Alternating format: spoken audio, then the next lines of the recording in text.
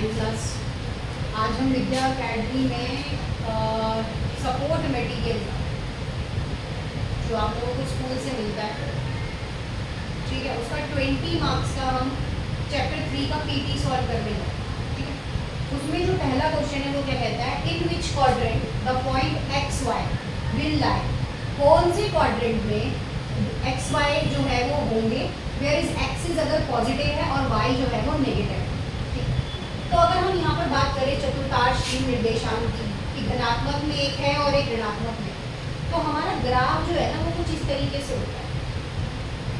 यहाँ पर बीच में इसका ओरिजिन पॉइंट होता है, ये वाई होता है और ये एक्स होता है।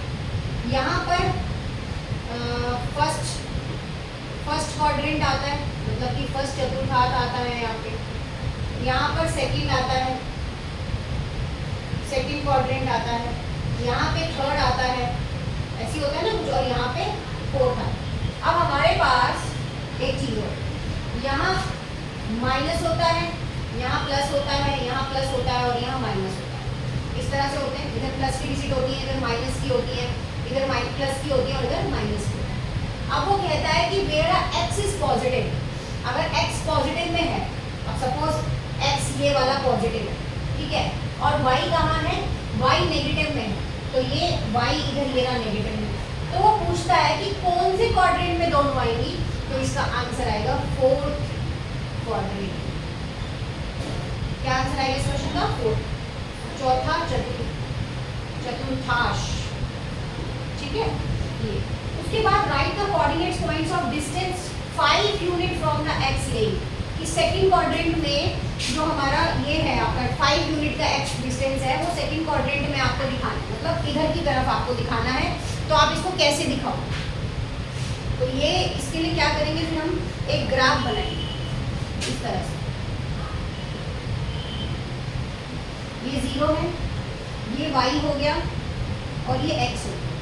यहाँ पर 1 2 3 4 और 5, यहाँ पे माइनस का 1 माइनस का 2, यहाँ माइनस का 1 माइनस का 2 माइनस का 3 माइनस का 4 और माइनस का 5। अब यहाँ 1 यहाँ 2 यहाँ 3, इस तरह से ये ग्राफ बन गया है। उसके बाद आपको पता ही है फर्स्ट क्वाड्रेंट है, ये सेकंड है, ये थर्ड है और ये फोर्थ है। ठीक है, इस तरह से 4 पार्ट में ग्राफ को डिवाइड किया। अब उसके बाद वो कहते हैं 5 यूनिट का गैप देके हमें इसको दिखाना है। तो कैसे दिखाएंगे, यहाँ पर x में -5, मतलब इधर की तरफ ये, तो ये किससे आगे मिलेगा, इससे आगे यहाँ सामने मिलेगा ऐसे। तो ये यहाँ पर ये 5 दिख रहा है, तो ये 5 यूनिट वाला क्वाड्रेंट हो गया। बस इसको इसी तरह से आपको शो करके आना है और इसमें कुछ नहीं करना। एक मिनट,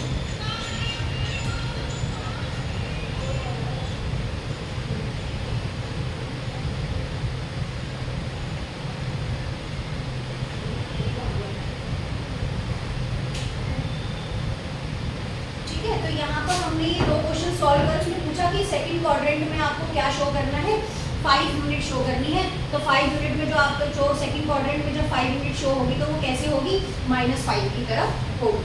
तो ये 2 क्वेश्चन हो गए। अब आगे के क्वेश्चन करते हैं। ठीक है, अब यहाँ पर हमारे पास 2 क्वेश्चन दिख रहे हैं।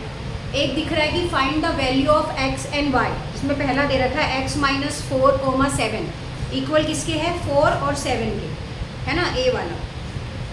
तो अब ये क्या है, हमारे पास x के कोऑर्डिनेट्स लेने हैं हम। तो अगर हम यहाँ पर देखें तो हमारे पास ये वाला कोऑर्डिनेट, जैसे अगर हम a पॉइंट देखें तो x - 4, ये क्या है, हमारे पास x का कोऑर्डिनेट है। और अगर बराबर में जाके देखें तो हमारे पास ये भी क्या है, x का कोऑर्डिनेट है। तो हमें अब किसकी वैल्यू निकालनी है, x के कोऑर्डिनेट की वैल्यू ही निकालनी है। तो x - 4 बराबर किसके होगा, 4 के। तो x बराबर 4, ये उठ के इधर चला जाएगा, प्लस का 4 हो जाएगा।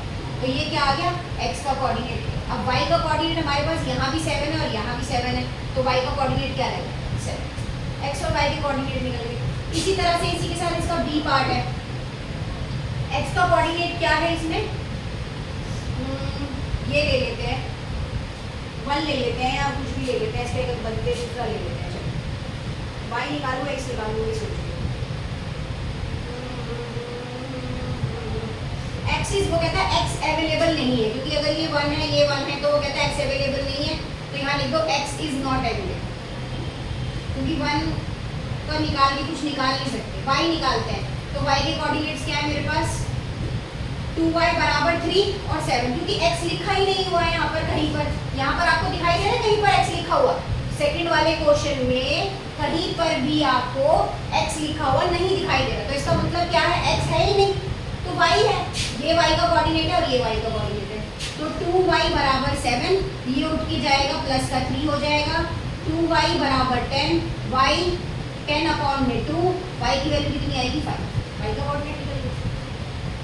नेक्स्ट है what is the distance of point from x axis and y axis, दो पॉइंट दे रखे हैं, एक दे रखा है 7 और एक दे रखा है 6, तो बताना है कि दोनों के बीच में क्या डिस्टेंस है।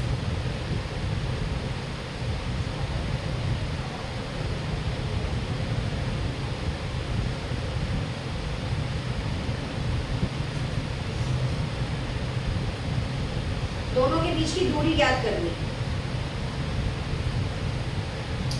तो यहाँ पर क्या करेंगे, एक ग्राफ बनाएंगे,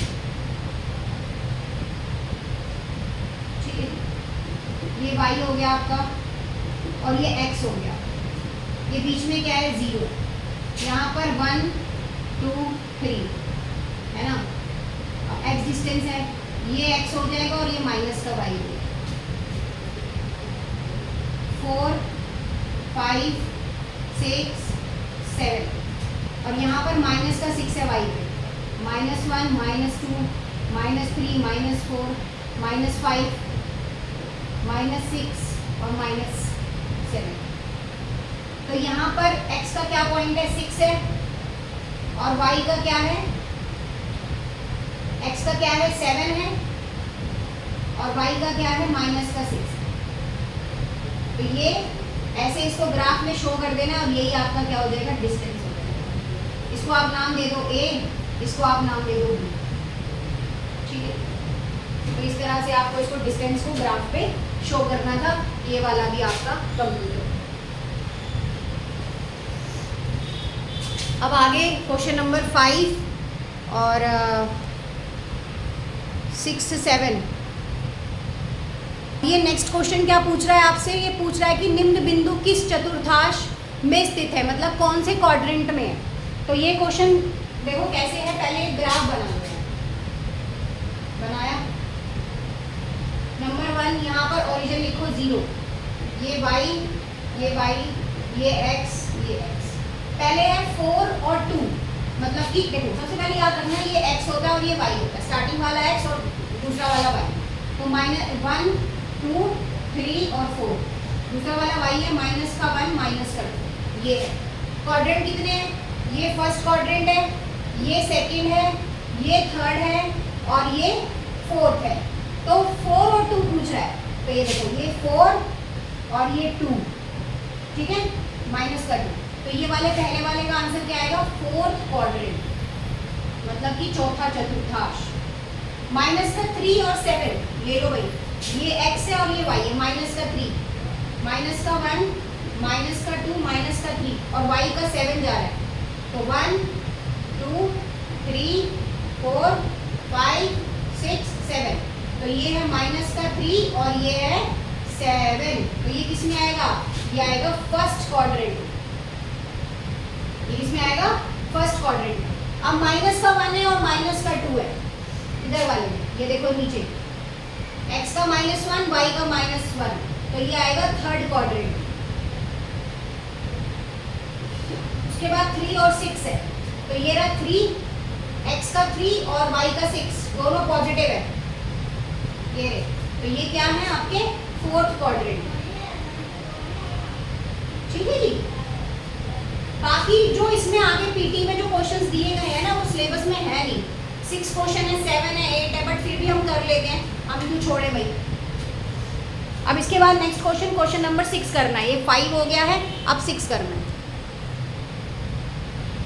क्या बोल रहा है वो कि मिरर इमेज बतानी है कौन सी है, तो ग्राफ बता दे। मिरर इमेज क्या होती है, जो सेम ही एक्सिस पे शो होती है, जैसे कि एक्स एक्सिस पे ही शो होगी वो मिरर इमेज है। ये y है, ये x है, ये बीच में 0 है, तो ये x है, ये y है, ये x है, ये y है, ये x है, ये y है। x में सबसे बड़ा माइनस का 4 दिख रहा है, पॉजिटिव में सिर्फ 2 ही है। 1 2 3, इधर माइनस का 1, माइनस का 2, माइनस का 3, माइनस का 4, यहाँ पर 5 तक दिख रहा है। 1 2 3 4 5, यहाँ 7 तक जा रहा है। माइनस का 1, माइनस का 2, माइनस का 3, माइनस का 4, माइनस का 6 और माइनस का 7। माइनस का 3 और 5, x का -3 और y का 5, x का -3 और y का 5। तो ये तो किसमें आ गया, लिख के आना है -3 and 5 it has in quadrant first. ठीक है, ये तो हो गया। तो ये तो मिरर इमेज नहीं हुई। दूसरा क्या है, 2 और 0, तो x का 2 और 0 भी कहाँ आएगा, यहीं पर। तो 0 और 2 it lies on x axis, so it is mirror image. ये क्या हो गई, मिरर इमेज। हम चाहते तो इस क्वेश्चन को यहीं पे छोड़ देते, आगे नहीं करते, लेकिन तीसरा वाला भी दिया है तो एक बार देख लेते हैं। ये क्या है, माइनस का 4 और x का माइनस का 4 और y का माइनस का 7, ये तो ये किसमें है, थर्ड क्वाड्रेंट। तो माइनस का 4 और माइनस का 7 it lies on third quadrant.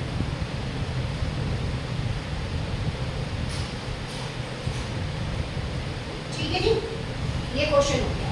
और ये कितने नंबर का आया है, एक बार ये भी देख लोगे। ये क्वेश्चन आया है 3 नंबर का।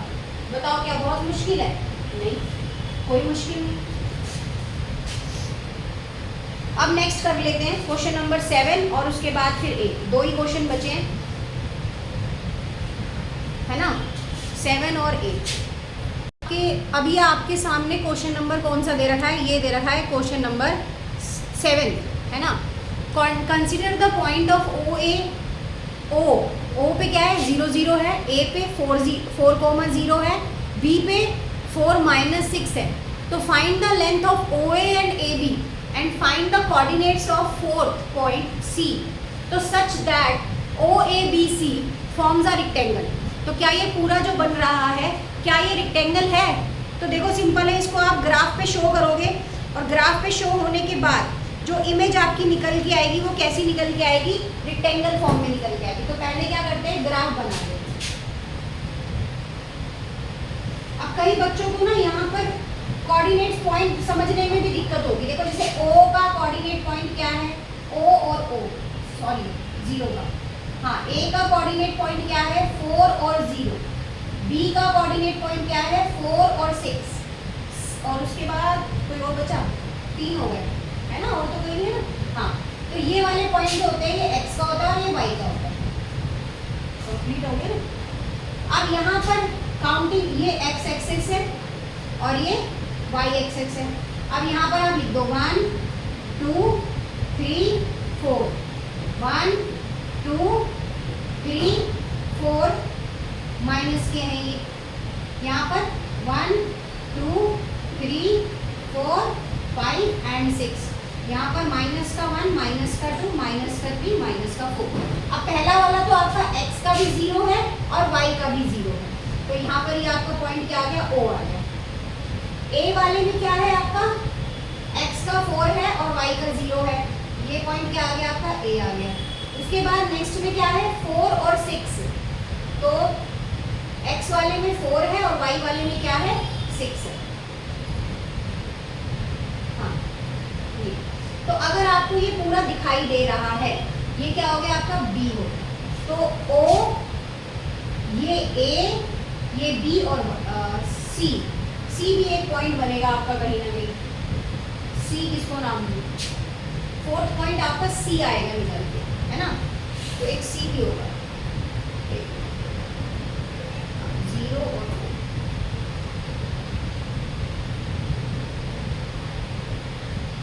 A50 है क्या, क्वेश्चन गलत उत्तर है, नहीं, ठीक है, ये हमारा जो पॉइंट निकलेगा ना, ये C निकलेगा यहाँ पर। तो बेसिकली हम यहाँ पर इसको क्या बोल सकते हैं, OABC, ये रेक्टेंगल निकल गया। तो C के कोऑर्डिनेट्स क्या होंगे हमारे, 6 और 4 ही होंगे। तो ये हमारे पास इस तरह से ग्राफ पे आपको अपना एक रेक्टेंगल शो कर गया। ओके, इसका जो लास्ट क्वेश्चन है, क्वेश्चन नंबर 8, जिसमें हमें इक्विलेटरल ट्रायंगल बनाना है, यही रह गया है। वैसे तो ये देखा जाए तो ये आउट ऑफ सिलेबस है, ये आते नहीं है क्वेश्चन, अब नहीं आते।